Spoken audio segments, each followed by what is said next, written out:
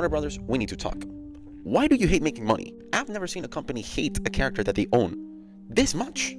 Let's talk about Batman Beyond and the fact that Warner Brothers has fumbled the bag every single time that they have tried, if you could call it trying, to make a project about the character. First, I want to bring up The Flash, because I believe that the only reason why there's people who actually enjoyed this movie is because of the fact that it brought back Michael Keaton's Batman, and they actually did a terrific job with that. Every single scene and every single plot point, including Michael Keaton's Batman in this movie, was absolutely perfect. The rest of it was more or less dog shit. Now let me ask you this, what would you think if I told you that we could have had a proper movie about Michael Keaton's Batman coming out of retirement to train a new version of Batman in the future that actually gets Michael Keaton to return as an older version of Bruce Wayne? Well, apparently an idea for Batman Beyond that was basically that plot was scrapped by Warner Brothers. Like, they didn't even try to make this happen. Did you see the vision? Do you know how much money they could have made with this? Now, you would think that this is the only time that Warner Brothers has fumbled the bag with Batman Beyond. Nope. Apparently, they were gonna make a Batman Beyond animated movie with the style of animation from the Spider-Verse movies.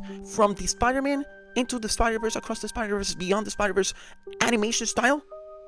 And they had this. These are actual real pictures. This is not AI, this is not fan art. This is actually concept art that was used for the idealization of the movie. What do you mean we could have had a Batman Beyond movie that could have been a solid competition to the animated Spider-Verse movies, and they decided not to make it?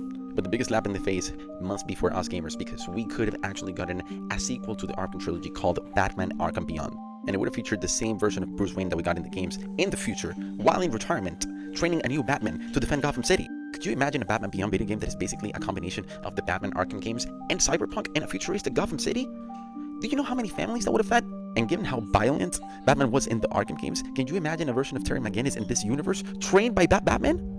He would have been the most unhinged Batman that we could have ever seen. And I know that there's people who think, well, maybe we didn't need a Batman Arkham Beyond game because of the fact that they already wrapped up the story with Arkham Knight. But the thing is that they actually went ahead and did a sequel to that game. With the Suicide Squad Kill the Justice League, that game is supposed to be a sequel to the Arkham trilogy because of the fact that the Batman from the Arkham games is the Batman in this same universe. And this game was a failure. It lost hundreds of millions of dollars. It was a terribly written story, and they killed off the Batman from that universe in the worst way possible. This was way more disrespectful than anything that they could have possibly done with the Arkham Beyond game.